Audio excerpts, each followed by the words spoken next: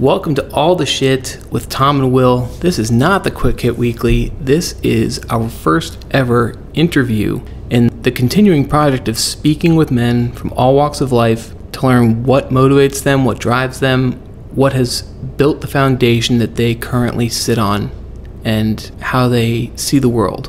And while this may be the first one, my God, that does not mean there is no value there. Tom, I have to ask, where did you find this guy? You're sitting on a gold mine, and I'm just now finding out about this?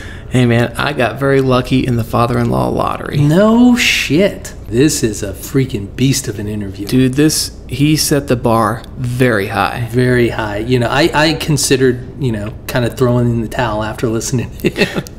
I'm kidding. I'm speaking with my father-in-law, Scott Rieger, at his house in Indianapolis.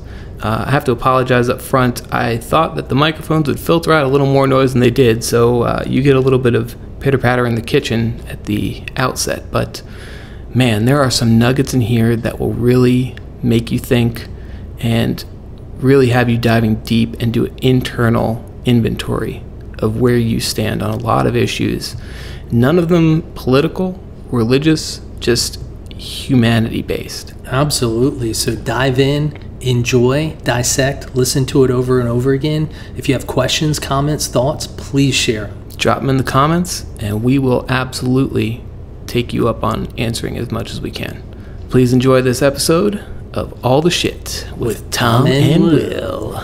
Hello? Hello? Is anybody out there? Welcome to All the Shit with Tom and Will. This is my father-in-law, Scott Rieger. Scott, thanks for sitting down with me. Sure.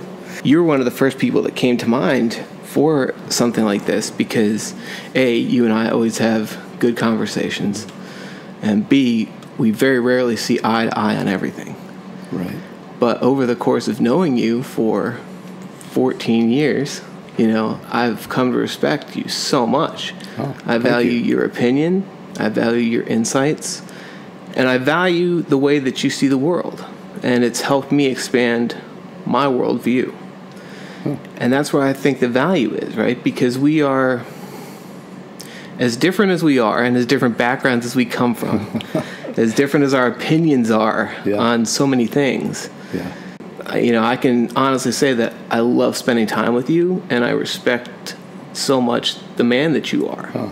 And so that's where I think that we have something really awesome to offer people who might be listening. Sure. Yeah. Well, the feelings are mutual. I can tell you that. Well, I appreciate that. Yeah. Scott, today is, 13 years since I married your daughter. Yes. Congratulations. You did well.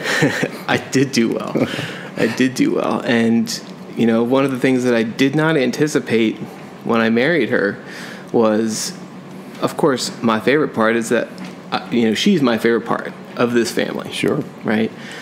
But I think a lot of people have, there's a strong eye roll component when they say they're going to visit their in-laws or they have to hang out with their father-in-law or, Sure. It usually accompanies a bad story.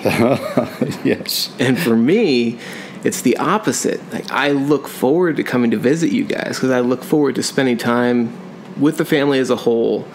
But I always look forward to sharpening myself by sparring with you. Yes.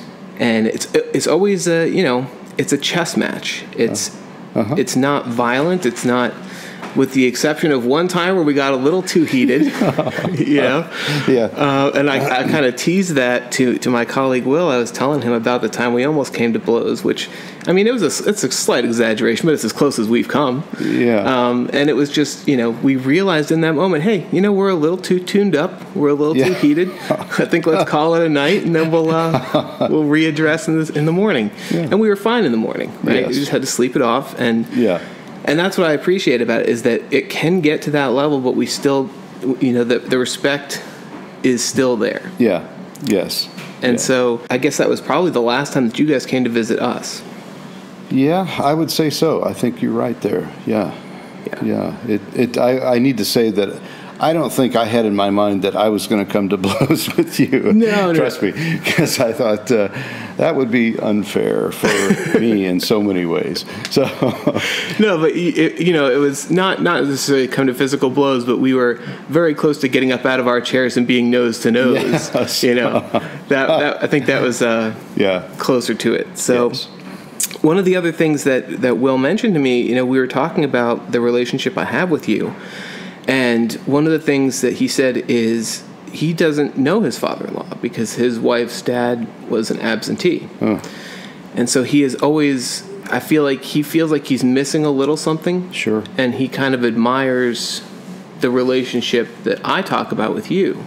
And he's very curious about that as well. Okay. So, as we get into this, I just want to acknowledge how fortunate I am to have a father-in-law like you, and just a man like you in general in my life. Oh, thank you. Gosh. So, one of the things I wanted to talk about with you, and we've danced around this in many ways several times, but, the primary gist of this is, what does it mean to be a man today? What is that connotation in your brain? And so as you look at the world as it is now, how do you think, I guess, first of all, what does that mean to you? And how do you think that has shifted from your childhood to today? Yeah, that's a really good question.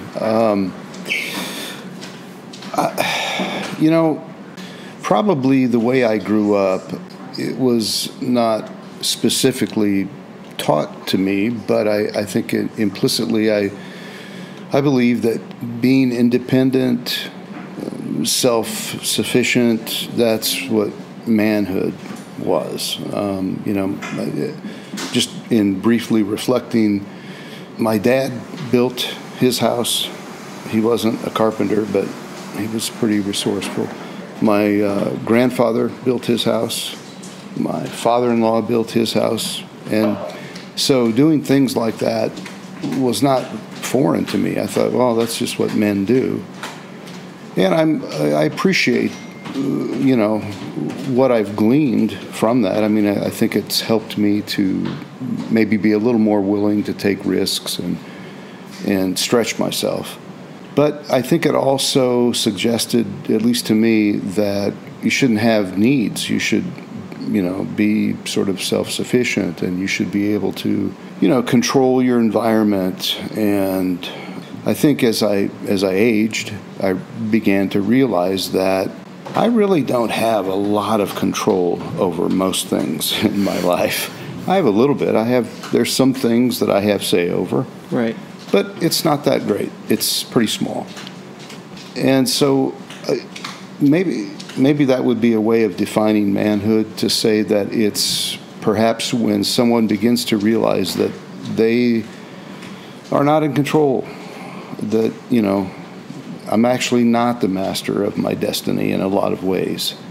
And so for me, that carries a humility that I think is a mark of manhood, to begin to realize that, I'm not God, never intended to be God. And so I think, in my own experience of trying to become a man and realizing that oftentimes it's in weakness or brokenness, which can produce humility, that I'm at my best, which is a total opposite of the image that I had growing up. Yeah. And so, I don't know, does that maybe address it? Yeah, I think it's really interesting to hear you say that, and I'm smiling I have a big smile, and it's because I feel the same way, and those are kind of my thoughts too. Oh. I think that so much of learning who you are comes from humility of being slapped in the face unexpectedly and not having any recourse. Yes. You know what I mean? Yes. Yeah. So that's a huge part of it. I do want to circle back a little bit. You mentioned, your father and building his own house. Your dad was also a World War II veteran, correct? Yes. So you grew up in an era where you had all these men coming back from war, likely a lot of PTSD undiagnosed. Sure. Which affected the way that they raised their kids, the way that they looked at the world, the way that they defined manhood. Yes. It's almost, I just came back from all of this. I don't have time to baby you. Yes. So figure it out the way I did, kind of thing. Yeah. How do you think that shaped your generation? Yeah. Greatly, I would say. There's so much there, I think, that it's hard to unpack.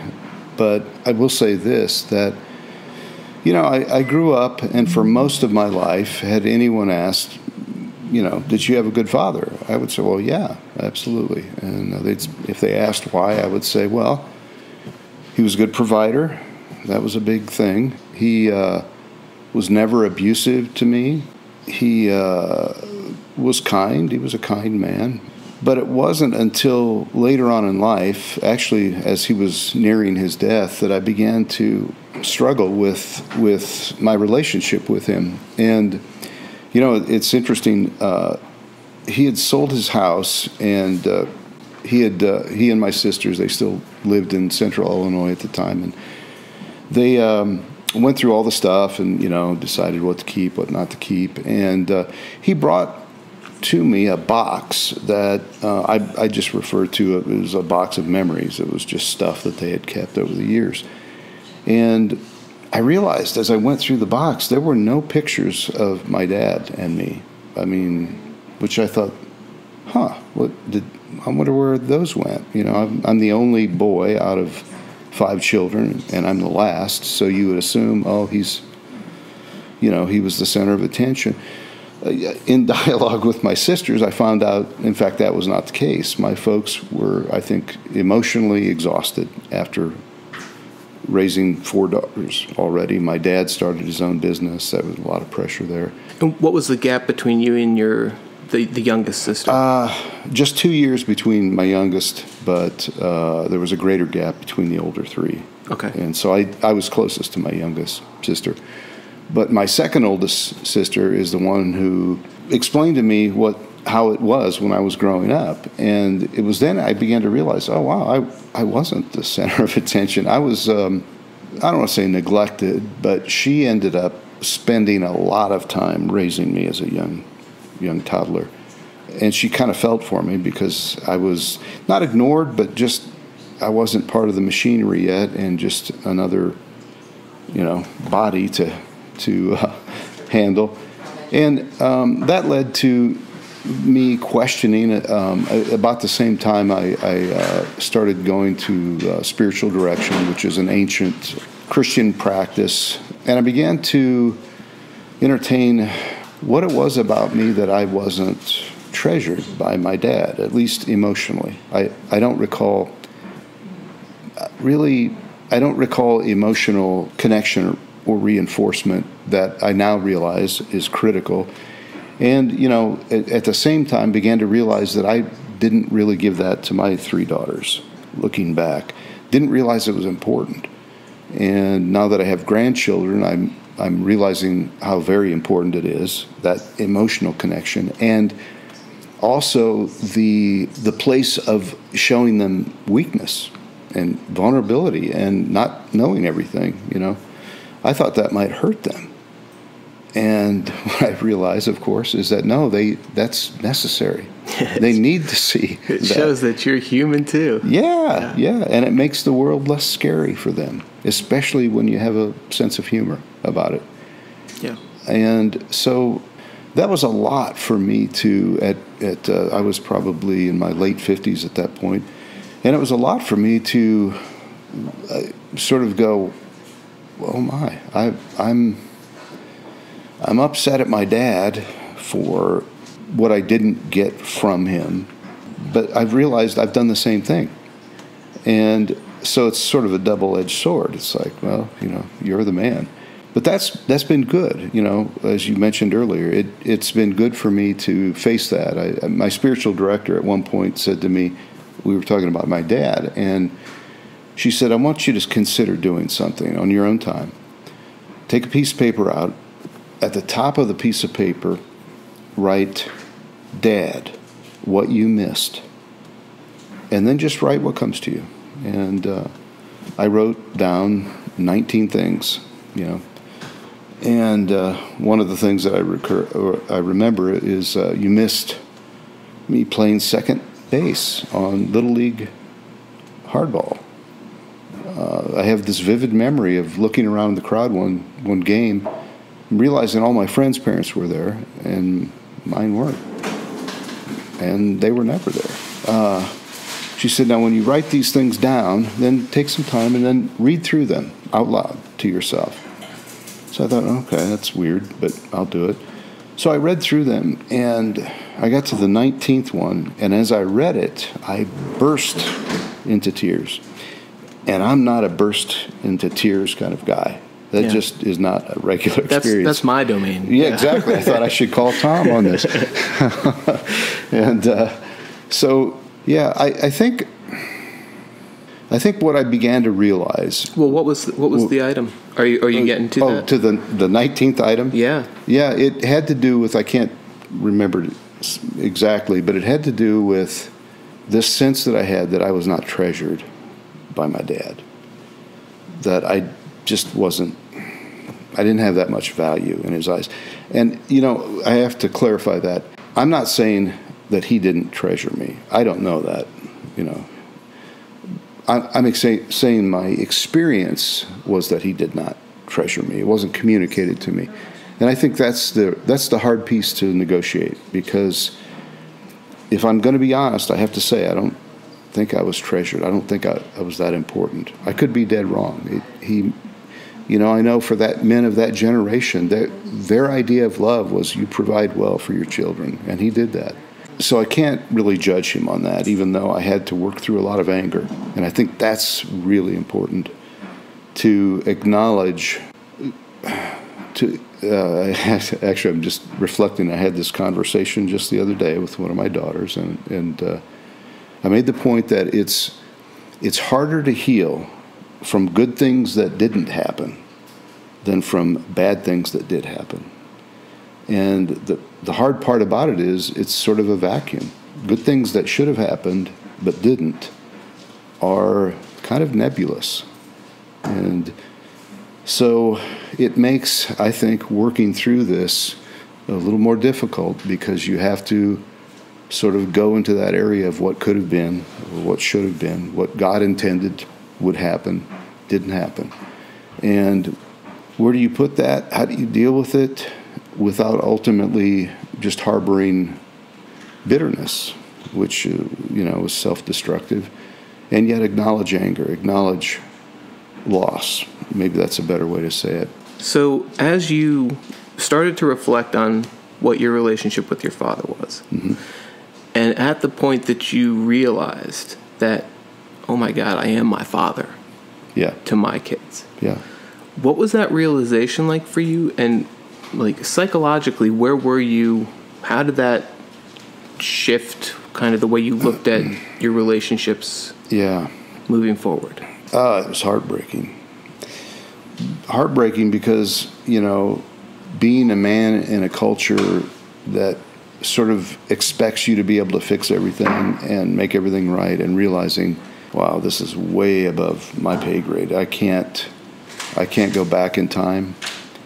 I'm not sure, how do you be a daddy to someone who's 40 years old, right?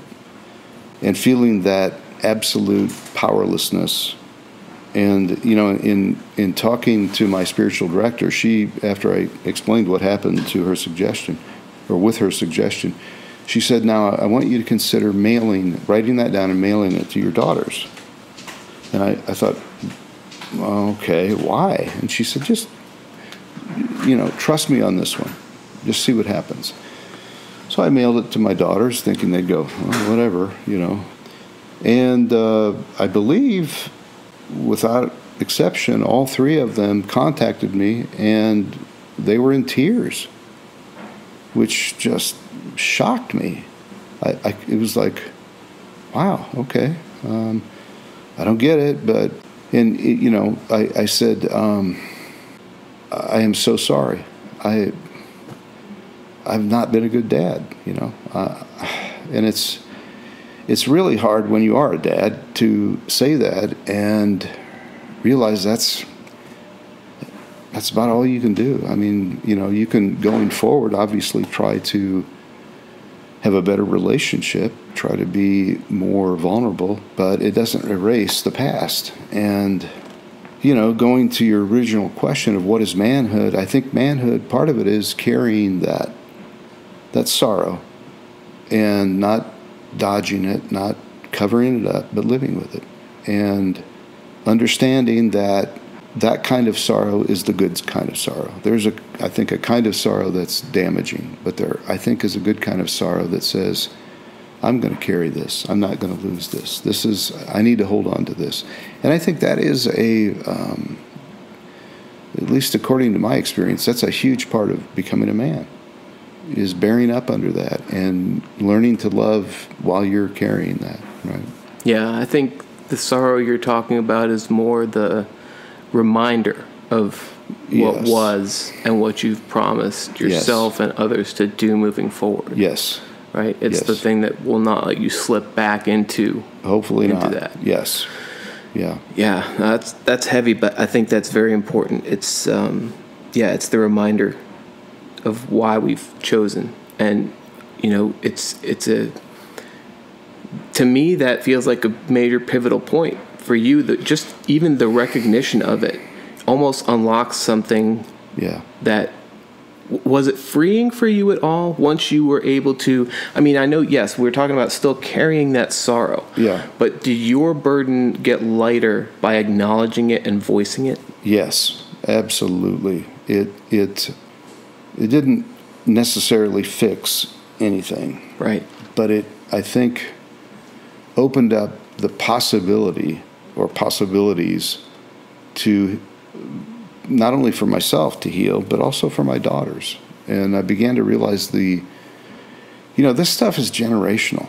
It just, you catch it more than you intellectually decide certain things. It's part of, what is it? Culture is what you don't have to explain. It's just assumed. It's just there, right? Yeah, yeah. So that was my culture. I thought that's what everyone does. Isn't this the way you're supposed to live?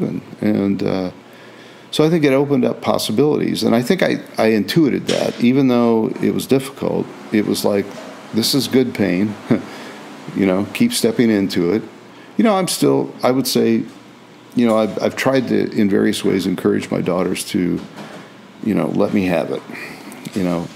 I wasn't far enough along emotionally to have this kind of interaction with my dad. I think it would have helped me a great deal and possibly helped him. But I've encouraged my daughters to, if you begin to discover something, and I tried not to seed their thoughts with anything other than, if you ever have any kind of problem with the way you were raised and with me, please don't hesitate to give voice to that. And if it's emotional, let me have it. And that's, I recall the first time I kind of said that or communicated that to them, thinking, oh my gosh, I hope I am able to bear up under that and take it and not run from it, To me, that's not just humility, that is also taking accountability.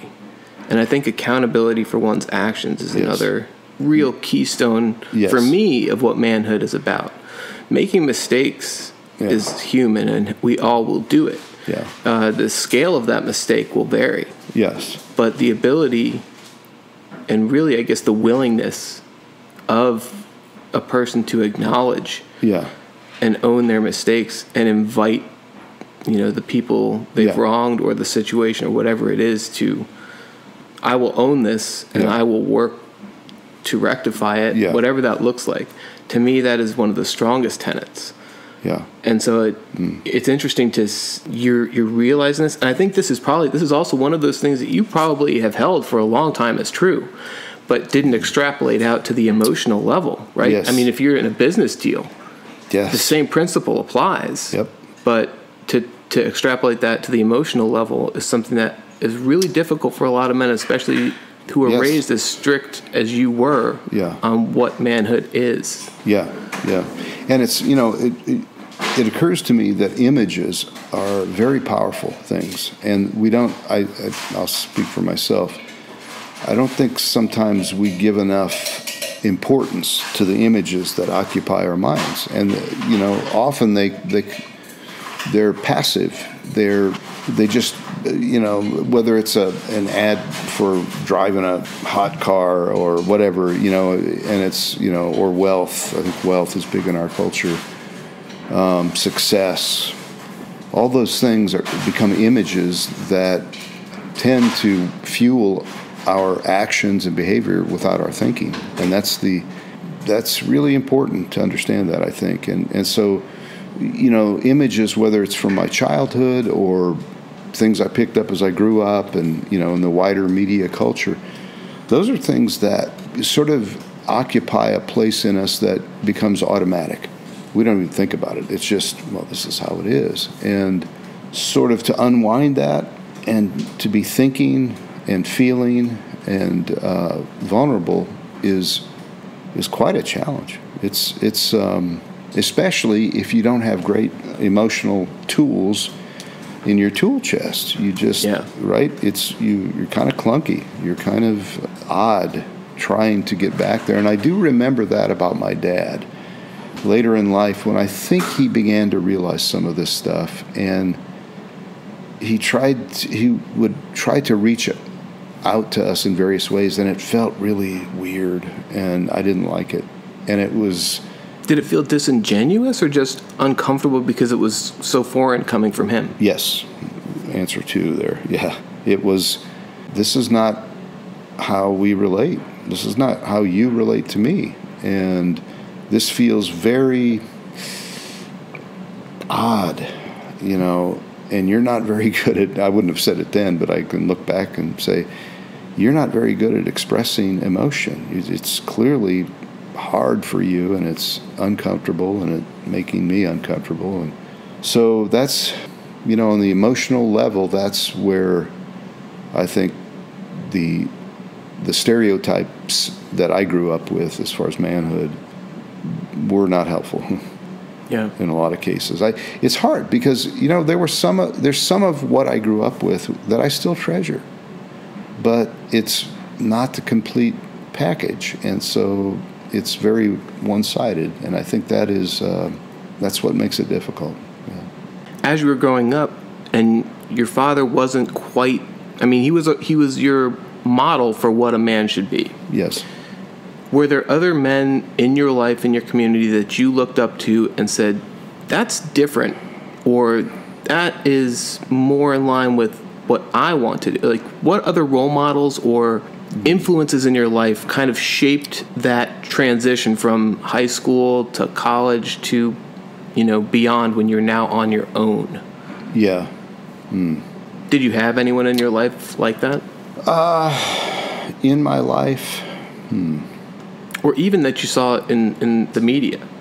And for you, that may have been, in a church setting of some kind. Yeah. What comes to mind first is, growing up in a very small town, very conservative town.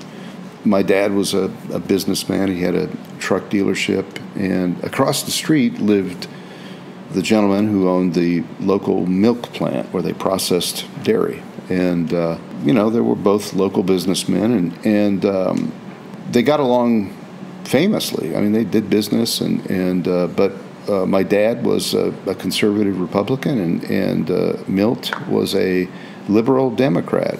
And I do remember their exchanges, and I remember how different Milt was from my dad. And he was a very likable guy. Just a very, very different kind of personality. Would like to rib my dad on certain issues and was good at it, better at it than my dad giving it back to him. But it was fun to watch, and they remained fast friends, even though politically they were very different. They respected each other. And so they held that tension quite well. I think that was one thing that maybe was a good thing that I picked up. But he was very different. And so I just kind of put him in a category of, I don't know, there's this guy. Mm-hmm. But I wouldn't say he was a model that I consciously followed. Right, but it was another data point. Yes. In the set. Yes, exactly. It was like, kind of an outlier almost. Like, that's odd. And I think there was another man who was probably the first man that I came into contact with. He was actually our high school superintendent, who actually liked me and thought I was great, and actually showed that and expressed that to me. And I think that's probably as significant of a change as I've experienced, because I had never had a man in an appropriate way express delight in just being around me and interacting with me. What did that look like? What were some of the things that, were the external cues that, oh, this is different. This guy likes me. Yeah. How was that communicated? Oh, well, it was certainly emotionally. I mean, he was clearly glad. Just to give you a little background, it was sort of this is the late 70s, or very early 80s, and I was part of a group that had sort of a Jesus experience. It was outside of a formalized church. It was just people from all various denominations getting together. And he was sort of the de facto leader of it, I guess you would say. And so when we would get together, at various times during the week, somehow he expressed a delight in seeing me and encouraging my growth. And it was odd then in that it was my old high school superintendent, but all of that kind of washed away when we would just interact on various issues. And it was, I struggled to give you the specifics. It was caught more than... Yeah, it sounds like it was more of an energy or an aura that was projected, that you just, it had a different feel to it than other situations and other interactions with other men. Yes, and I knew that he valued me, and I don't think I'd ever experienced that. And it was very powerful. It actually, I think, it helped me grow up a little bit, at least in terms of, let me bunny trail here a little bit. I think rejection, and especially self-rejection, is something that's kind of, unfortunately, part of this Western culture. Mm-hmm. And you're always being compared, and, most people are never going to live up to the image that we see on, TV, media, anywhere. And it's easy to turn on yourself, I think, and not even know it, not even realize it, but sort of a self-hatred maybe. And I think he helped me see myself as someone who's valuable, who has worth, who has something to offer. Yeah, I think everybody feels that. Even the people that we put up on a pedestal. Yeah. I think one of the most common phenomenon that they experience is self-doubt and a constant fear of, what if everyone out there who adores me finds out what I hate about myself, or that I'm a fraud. Yes. Right? Yes. I think we all have that, and I think that is quintessentially what has kept us together as a group. You know what I mean? There's something there that everybody has to deal with that in their own way. I don't think it's unique to the Western world or any of that. I think that is part of, I need to keep my friends close so that if people find out, at least I'll have these people near me. And that's a good way to ensure that you're going to stay in a group unit. Yeah. Kind of a mutual enemy, even if it's unspoken. Yeah. Or fear. Yeah. I mean, I know I have that. And, we lovingly on this show, the show's called All the Shit, and we refer to ourselves, Will and I, as shitheads. Because at the bottom of it, I mean, we all think we're ourselves. Yeah. I'm a shithead, man. Like, I'm doing the best I can, but there's stuff about me that is just garbage. And I can't change all of it because some of it's innate. Yeah. I can do what, to the best of my ability to mitigate that, especially with other people. Yeah. But I think it's impossible on this side of life to really completely be 100% at peace with everything that you do and who you are. I think we'll always have something to work on. Yes. Right? Yeah. It is interesting. I think, I'm no expert on this, but I think Plato and some of the earlier philosophers were struggling with this very thing. How do you get a good person? They, I believe, came to the point of saying, well, we know that what society needs is the good person, but we haven't been successful in figuring out how you do that. How do you get there? I know Dallas Willard points out that the writings of Paul and the Gospels, the reason why a lot of intellectuals converted to Christianity early on was because it was another step forward in how do you become a good person? How do I think you've rightly identified we've got plenty of stuff to work on. How do you become that good person who from the inside automatically does what is good without even having to think about it? How do you become good on the inside so that your actions naturally are good? It's just who you are, right? That's what we want. We don't want to have to think about, okay, let's see, in this situation, here's what would be the good thing. We want to be the good thing, right? Right. And so how does that work? And I think this is what Paul was working through as we read his epistles, and I think it's what Jesus was pointing out as he lived on the earth and taught. And so, yeah, I would agree. This is maybe the quintessential human problem, and it's I appreciate your format for this because I'm learning now how to connect with men my own age and start to open up, start to talk about these things. And it's a pretty heady experience for us. There's a lot of desire out there, but it's, like I said earlier, it's a little clunky.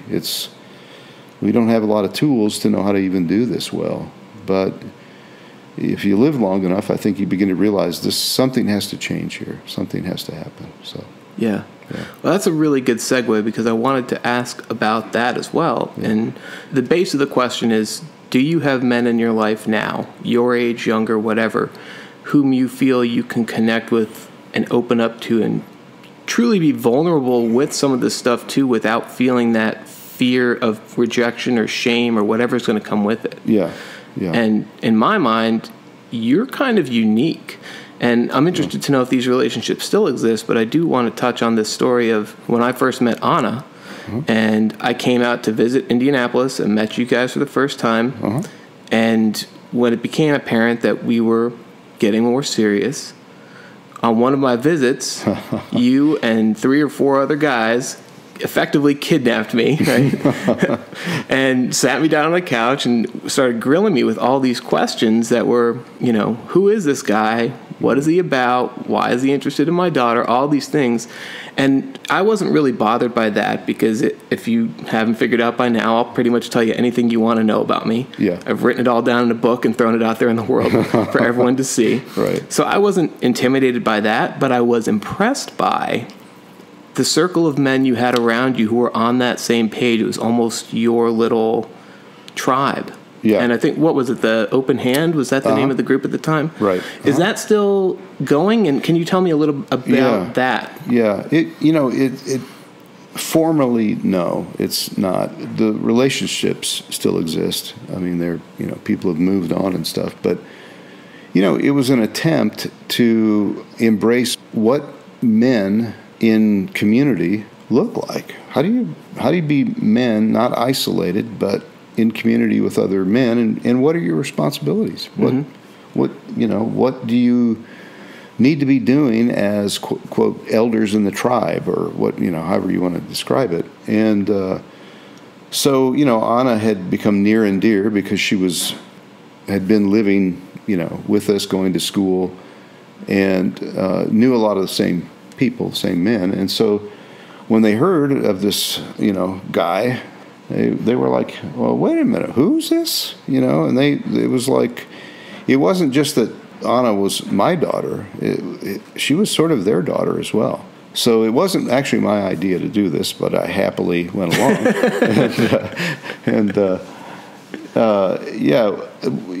That was our first time.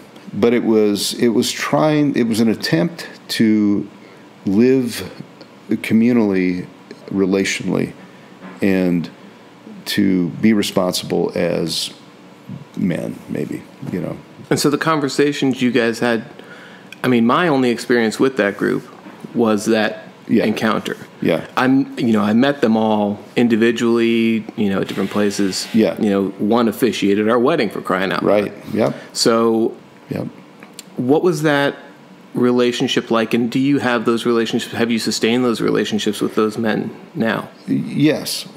Yeah. I mean, we're not as, your life gets going and you tend to branch out. Your relational capacity gets stretched, and so you can't always maintain those very close relationships like you did. But absolutely, I could call any one of those guys up on the phone right now and have a good conversation. So yeah, it does. But it was I look at it as an experiment in how do you live communally? What does it look like? And we were also sort of wrestling with differentiation, what that means, what's the good part of it. Can you explain what you mean by differentiation? Yeah, so it's the idea that most issues are systemic in nature. Okay, so it's not the black sheep of the family, it's the family system. Mm-hmm. And the quick way to try to diagnose was to say, Joe's the problem. He's the loser. He's the guy that never lives up to whatever. But in fact, what they found is that it's a systemic problem, and everyone plays a role in it, and they get stuck. And so what we were wrestling with is in self-differentiation. How do you differentiate yourself from others in the system, yet remain connected emotionally?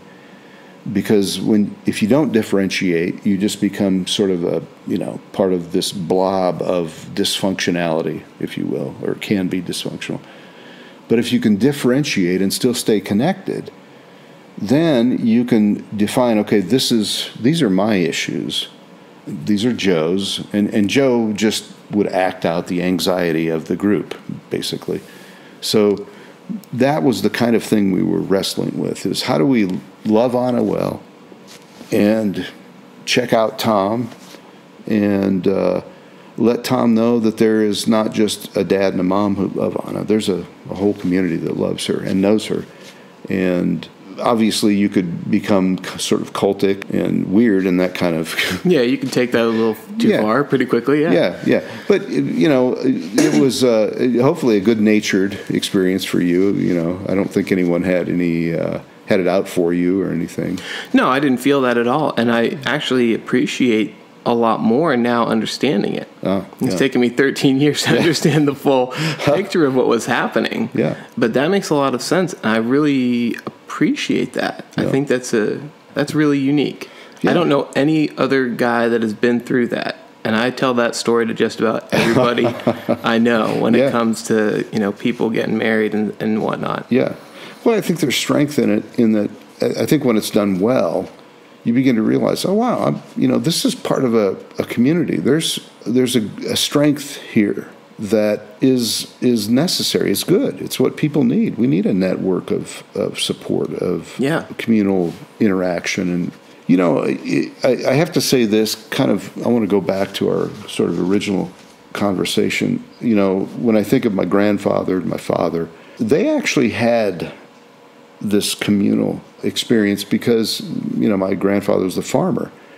And I remember multiple stories of, when he was done shucking his corn, he would go over to the neighbors and help them shuck, and just there was this mutual support interaction that was just assumed. It wasn't a big deal. You just did it. So even though emotionally they weren't maybe great at expressing deep emotion, it's not that they didn't have a communal connection. They did. And in some ways, I'm a bit jealous now today because we tend to be so isolated and we don't see the need for a communal kind of connection. Yeah. I think we're at a unique point in history where you can physically survive on your own, right? Yeah. You could stay in your house, get your meals delivered to you by someone else, work remotely, and never physically have to interact with another human being. It would be, to me, I would find that miserable because human connection is an essential part of life. Yes. And I feel like one of the big things that's driving a wedge between communities, and tends to fall along political lines for various social reasons, but at the root of it is that community. And when you look at rural communities, when you look at smaller communities, there's a lot more interconnectedness. People know people. You know, the downside of that is, you know, the rumor mill is rampant, and so everybody knows everyone's business. But that can be a good thing in certain situations as well. And then when you look at larger metropolitan areas, there are a lot of smaller groups, right? So you might have 3 or 4 close friends or you know, couples that hang out together, but the feeling of the community is a lot less significant as a whole. That's true. Where we currently live in Indianapolis, we moved there from the suburbs, and it was partly because of this group who had intentionally purchased houses in somewhat geographic proximity in a neighborhood where they still had sidewalks, they still had front porches, and they still had had the idea of a community, right, in a city. And what I realize now is that's pretty rare. You don't normally run into that in cities. But, you know, I know quite a few of my neighbors, and they know me. And I'm not going to say it's like a small town would be, but it is. There are connections that are, you know, as I sit here and think, how many people do I know in my neighborhood? I know a lot of people in my neighborhood. Now, we don't have any other connection other than we live in the same neighborhood. But that's enough, right? It's like your neighbor is the person who you're going to regularly interact with in some fashion. I think it comes from, is it South African word naibor, or it's the boer, the farmer who's near you. That's your neighbor. And so, you know, it's a small little thing. And yet there's, if I moved back to the burbs where we came from, where everyone drove in their garage, shut the garage door, and that was it. I mean, you might run into them, but you certainly, unless you read on the mailbox their name, you didn't know who they were. You didn't know what they do. They don't, you know, just very isolated. Yeah, so having lived in Atlanta, Washington, D.C., Denver, you know, seeing how it is living in a city, whether we lived in the city itself in Denver or when we moved out more into the suburbs, Anna and I, you know, we lived there 9 years together. I was there 1 year before I met her. I knew the neighbors to my right and left, and I knew my landlord who lived below me in the first place we lived together. So combined between 2 houses in 2 neighborhoods, we knew 3 people. And I think that's more common. We knew a lot of people through the gym, which was our community. But that was spread out across the entire city that people were coming to this location. So, I agree with you. I think the nature of what you guys were able to achieve with the proximity and being able to walk next door and literally ask for a cup of sugar if you needed to borrow it, making that a reality and a priority in your life and the way that you wanted to live in community is very rare. But I think, to me, I see so much value in that, and I would love to see us get back to that.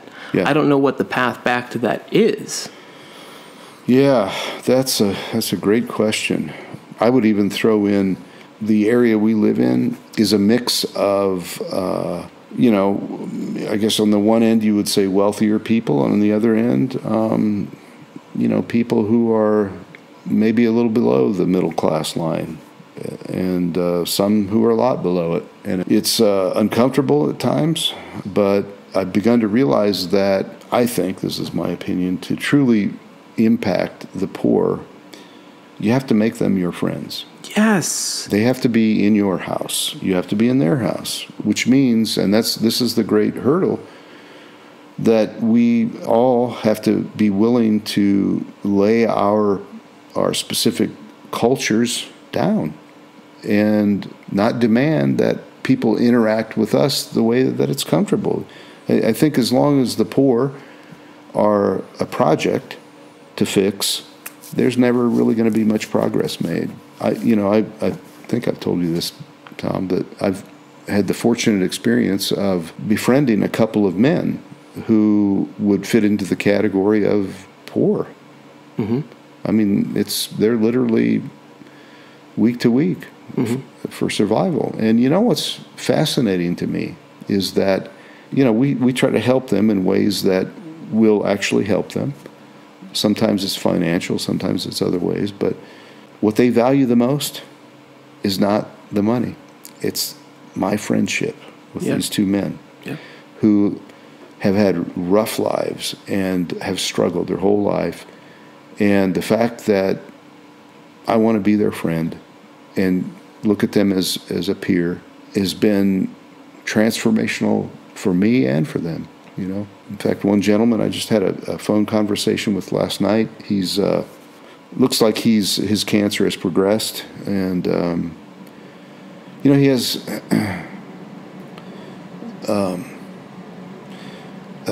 he has no one in the world.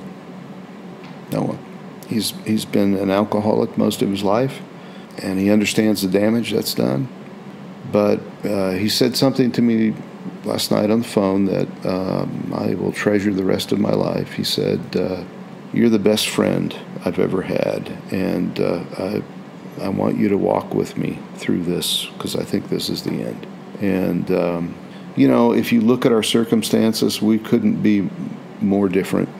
But it's a humbling thing to realize that it's the most important thing isn't our resources, it's us and our friendship.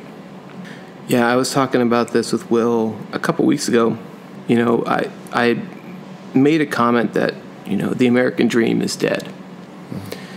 And I think where we lost it is we started focusing so much on ourselves and achieving this for ourselves that we leave behind everything else. You put the blinders on to chase your family's success. Yeah.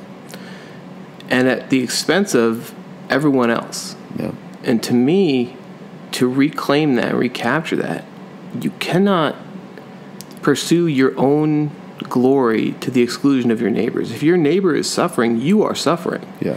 And I think your neighborhood is a perfect illustration of this, right? As you mentioned, you have got people from, very wealthy to very poor, all within very close proximity. Yeah. But if you continue, not you specifically, but if we as a community continue to pursue for ourselves without bringing those people up with us, overall that community will crumble because you'll have the poor staying behind and animosity growing towards those with more.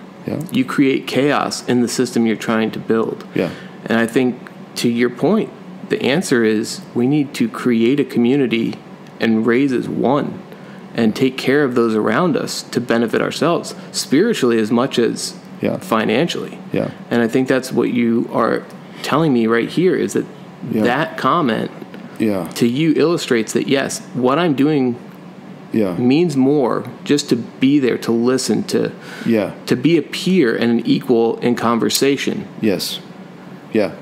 I think there's another gentleman who is also a friend, and with whom I had the aha moment where I realized I'm not above him. Even though, I remember. Actually, I think it was. I'll reveal a little bit of my religious bent here. I think the Lord told me at one point, and it hit me with such force that I shook. I physically shook. I was thinking about this guy, and I had spent 10 years trying to fix him, trying to make him have success. And it wasn't working. I was frustrated with it, and I was thinking about it. I felt like the Lord said to me, you're not above him. And I had an immediate reaction to that. I said, well, yeah, I have. I mean, I haven't screwed up my life like he has, at least. I mean, I could point to things and say, well, no, I did better here. And I heard it again. I said, no, in my eyes, you're not above him. It shook me to the core. I don't know how to explain what happened. But I know this. Very quickly after this, apparently something in me changed because he began to change.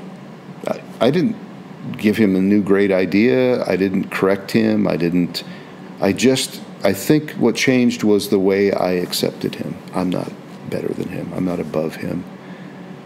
And without communicating that with words, he picked it up. And he began to change. Things that I wanted to influence for 10 years just started to happen. Why? I think it's because he was loved and accepted for who he was. And he didn't have to live up to a standard, So I realize that's just a microcosm, and it's very subjective, but it's been my experience. Yeah. I remember you telling me that story, and I think that is an incredibly powerful story. Yeah. And, it is a microcosm, but at the same time, it's one of those things, think about anybody telling you what to do, you might hear that and be like, yeah, that's the right thing, but I'm going to do it on my time, right? And as soon as they stop harping on it, you're like, oh, you know what? That was a good idea. I'll do it. Yeah. So I think there's a ton to that, and I think of myself as a teenager as a prime example, right? Like being told what to do. Yeah. That's exactly what I'm not going to do. Yeah. Thank you very much. That's right. But given the space to think about it myself, it does make sense. All right, fine. Yeah. There's something to what needs, and I think this is ontologically important. What needs to come first is not our great wisdom; it's our friendship, and that's, I think, again, in our culture, it's even hard to understand what that is. What is friendship? And as I've kind of muddled my way through the relationship with these two men, I'm learning they're actually teaching me what it means to be a friend. And it's humbling, and it stretches me at times. And there are times I think, I don't want to do this anymore. This is hard. But I also see the beauty that comes out of that. And I realize with these guys, the bottom line is that I will accept them and value them as a friend. Yeah, it's love is what it is. Yes. Right? It's agape. It's the love of another human being simply because they're another human being. Yes. Yeah. Yep. To me, that's the answer. Yeah. And it's, you have come a lot farther than most people in not only realizing that, but in putting it in action. Because I think it's one thing to realize that and fundamentally understand it. Yeah.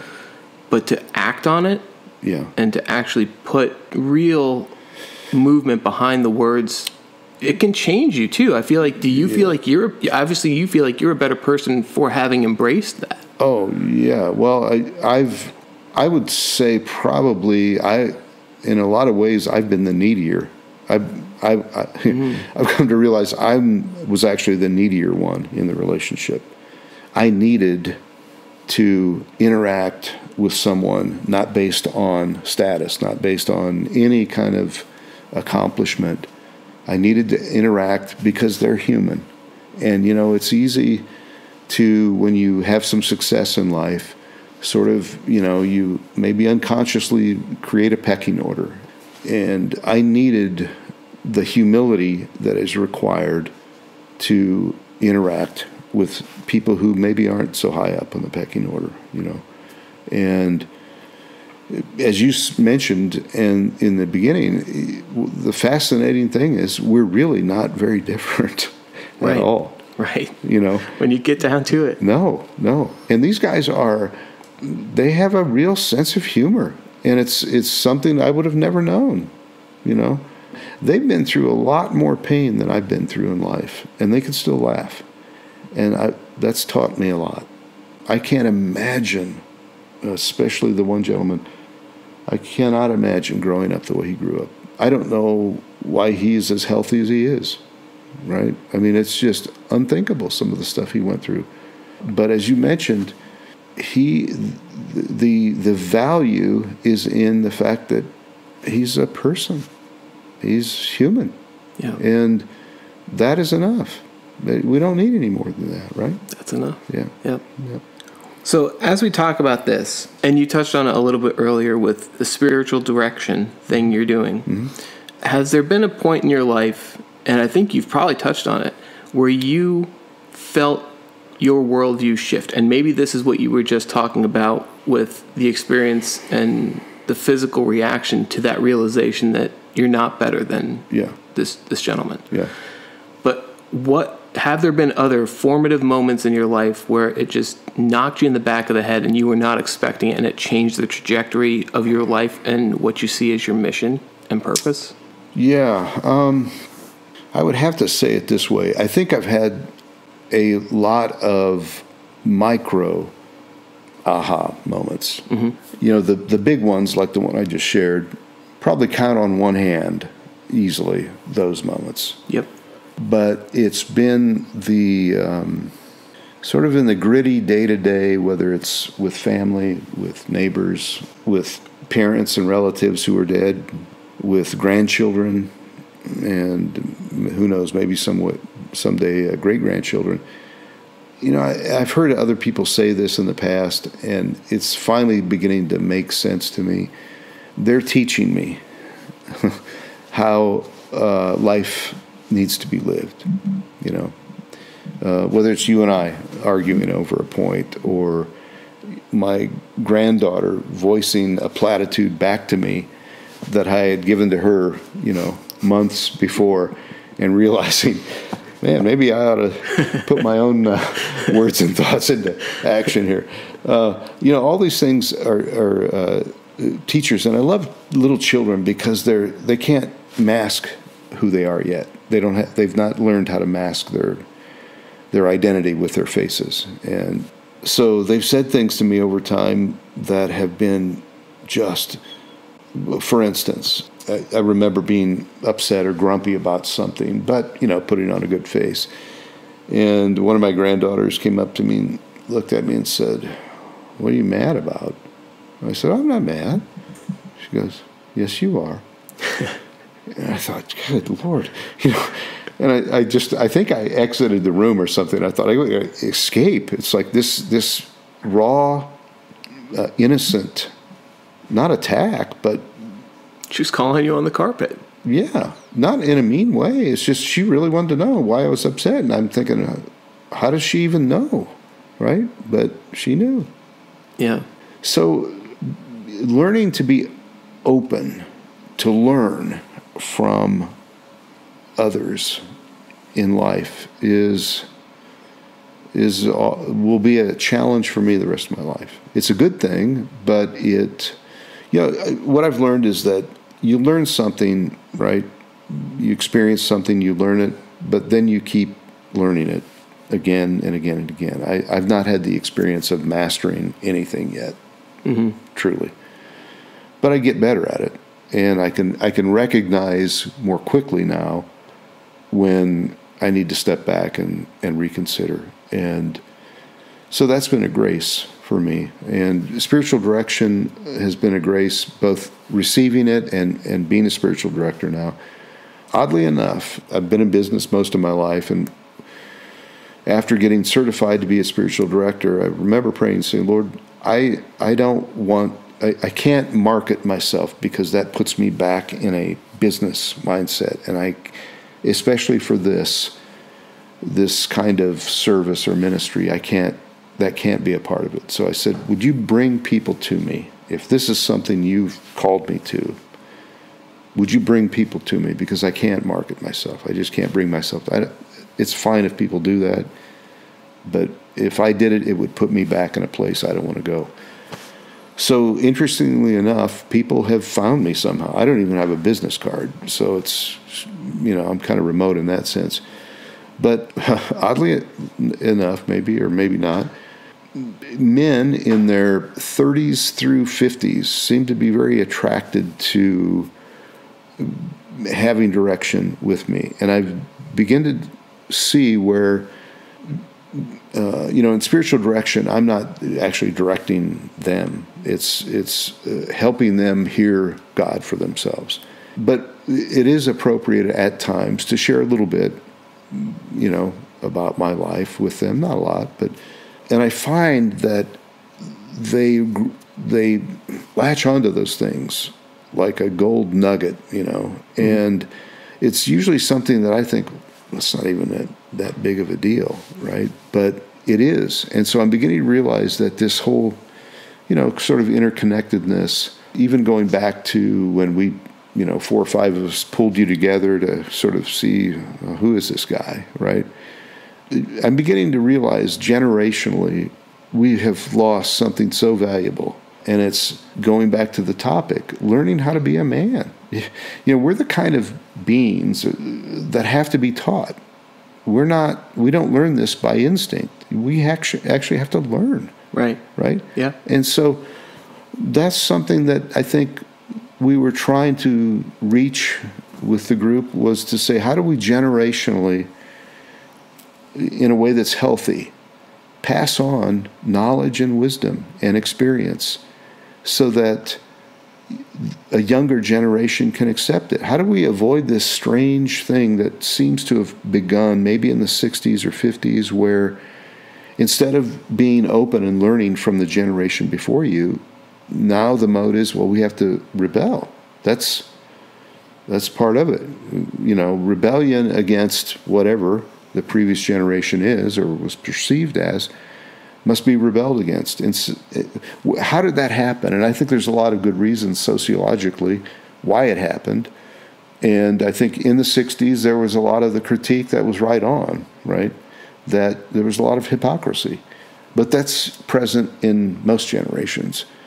So how do we value what one generation can pass on to another generation, and how do we value what a younger generation can see and go, well, what about this?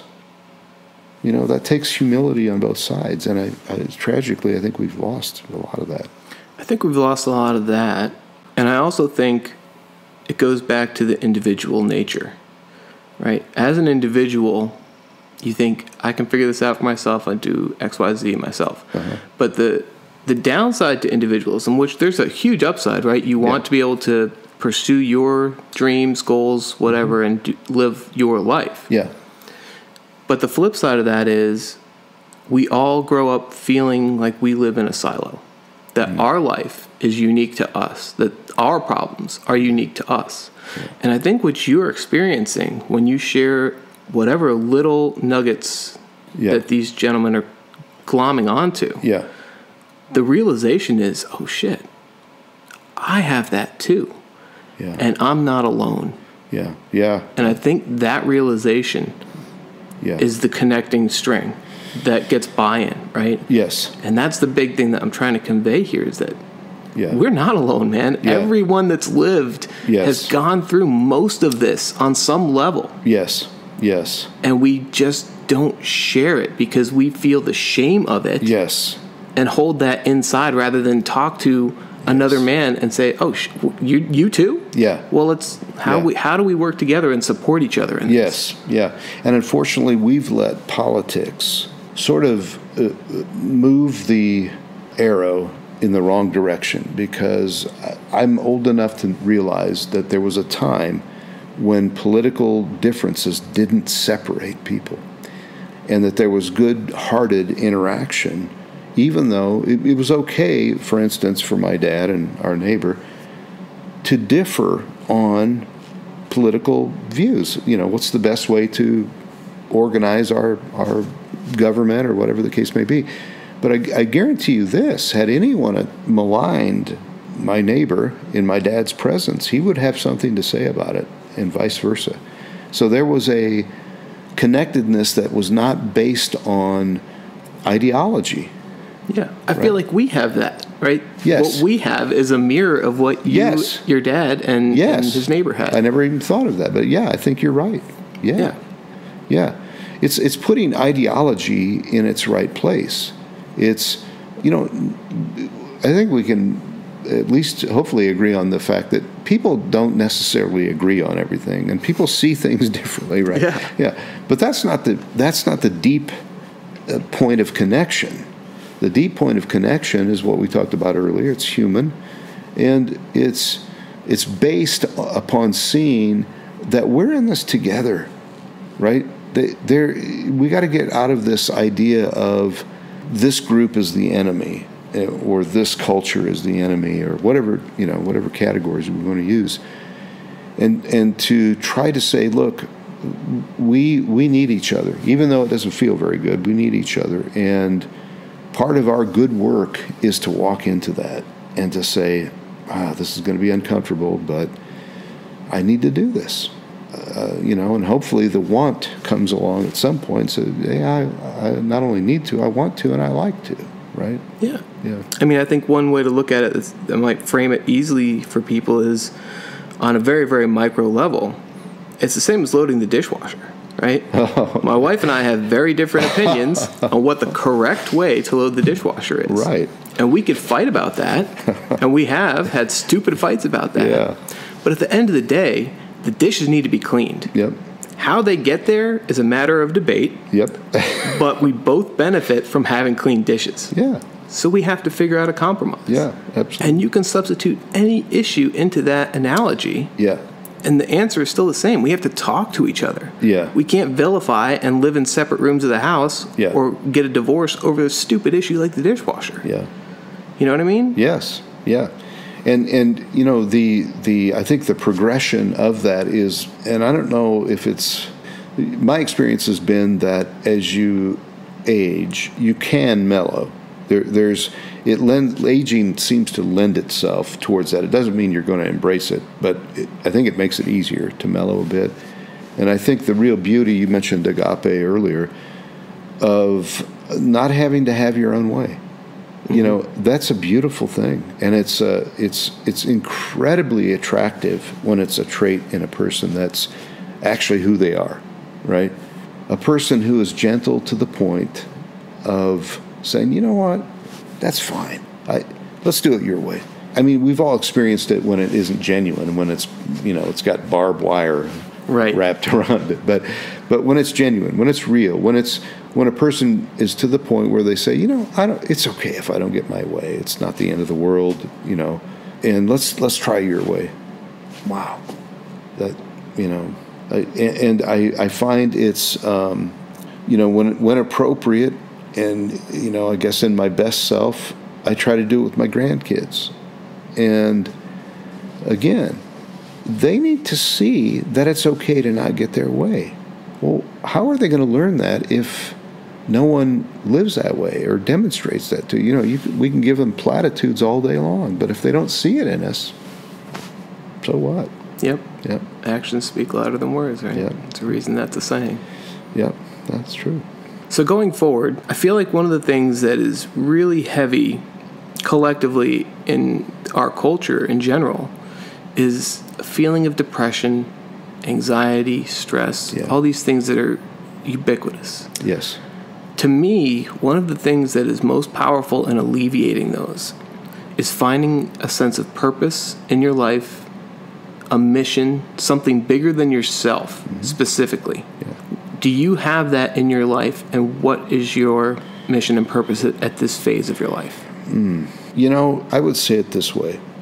I don't have that in the way that I would have 20 years ago or 40 years ago, where it was well-honed and specific. And, the mission is actually, this might sound bad, but let me explain it. The mission is me, all right? What kind of person am I becoming? Am I becoming the kind of person that at the end of my life I'll look back and go, yeah, it's been a life well lived, right? And what I mean by that is who I am in here, not who I can project, but who I really, really, truly am.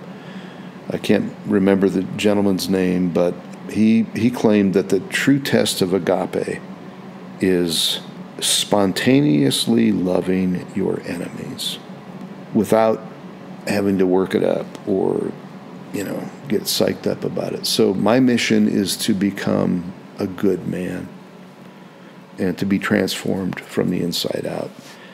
My hope is that that is enough and that I will naturally do things that I might formerly have made a mission. I want to be a good person, and I want to be able to live well, and whatever comes, right? Again, I think that's a potential of old age, is you just finally begin to run out of energy. And so, things that come, that's fine. But I don't, thankfully I have, I think, moved for the most part past having to make a mark, having to be something in terms of an exterior achievement. And I'm realizing, I think, that the real work is internal, and if I become a good man, good things will happen. Yeah. Well, Scott, I would say you are a good man. And I would also say the work you're doing is influencing those around you. So your mark is in the young men in your life. Well, may it be. Well, that was a good stretch from the 10 minutes you promised me. Yeah. So I appreciate your time. I really value your transparency, your openness, and willingness to share. There's a reason that I wanted you to be the first person that I put on the platform in this format, because I think you do have so much to add. So last thing I'll say, and then we can wrap it up, but if you could go back and speak to yourself in high school, knowing what you know now, what guidance would you give him? Oh, man. This would take another show, Tom. I think. Gosh. I think if I thought it was possible to go back and tell that young man in some fashion that his value is nothing that can be earned, nothing that can be achieved. It is innate, and it's real. And young man, you are irreplaceable. There will never be another one like you. That you're that special in the universe. If I could have communicated that, that would have done it for me, I think. Well, you did it, Scott. You got me to tear up. So, yeah, I fought him a couple times, but that was pretty powerful. So thank you for sharing that. Yeah. I think that's something all of us wish we could impart on our younger selves. Yeah. So yep. Thank you again for this. This is everything I hoped it would be, as it always is with you. Oh, man. Like I said, my favorite parts of coming back to Indianapolis are really just our conversations. I truly value them. Oh. I take something away every time. Likewise. And I'm a better man for it. So likewise again. Thank you for allowing me to share this with more men. Sure. Who I definitely think need to hear it, and hopefully can start to change and affect some positive changes in their lives and their communities as a result. May it be. All right, Scott. Take care, brother. Okay.